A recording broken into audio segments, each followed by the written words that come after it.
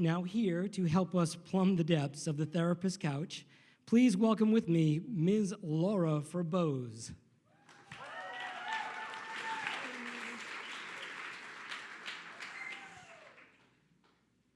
Just because your blood type is B negative doesn't mean that you have to be.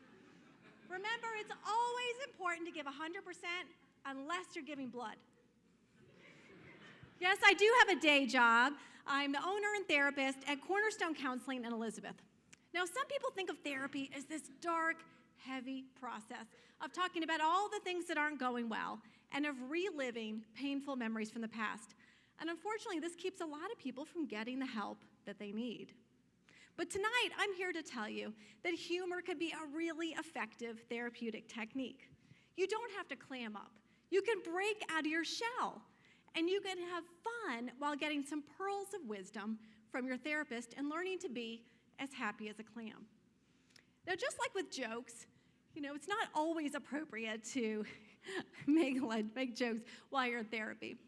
And also, I may laugh with my clients, but I never laugh at them, even though they may laugh at me.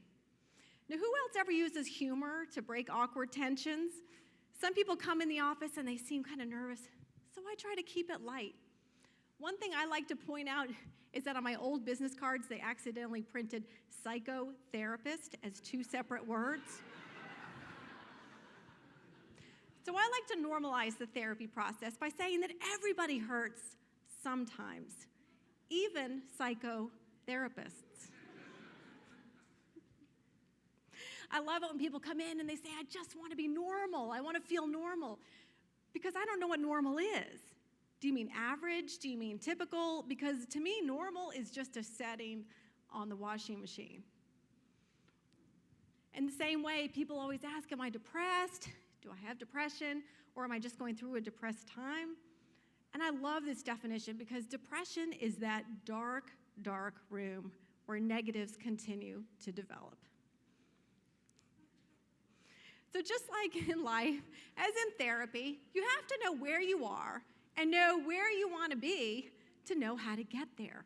Because otherwise, you're just lost in a crowd, maybe in a bar crawl at the epicenter.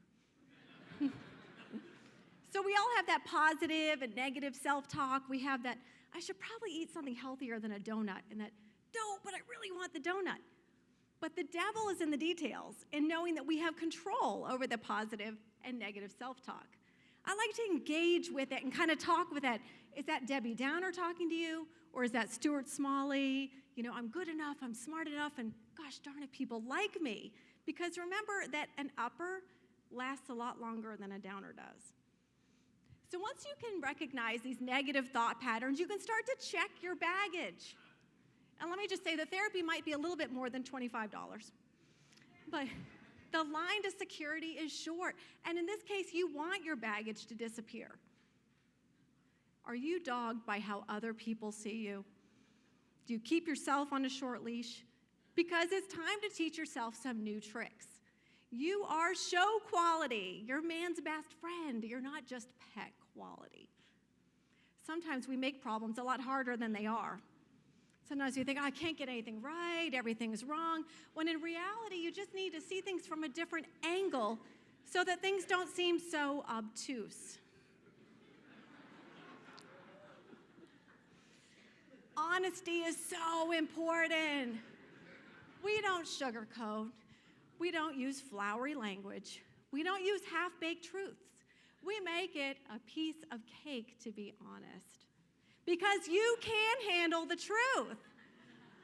And this is your shining moment to fly over the cuckoo's nest. And I'm looking for a few good men and women to experience life as good as it gets. Now, in therapy, we like honesty, but we don't always like big buts. People come in and they say, I'll do it, but. I used to facilitate a group in which the people knew each other so well that they'd say, that's a big but, you're doing the but. It's the same way people say, I'll do anything to get better. But when I suggest, how about setting limits? How about speaking up? Oh, I can't do that. So they say, I'll do anything to get better, but I won't do that.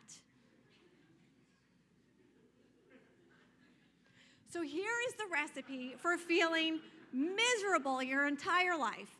Constantly compare yourself to other people. No, honestly, you need to see yourself as an individual because you are unique, just like everybody else. So clean up on aisle 9. Someone just spilled their guts.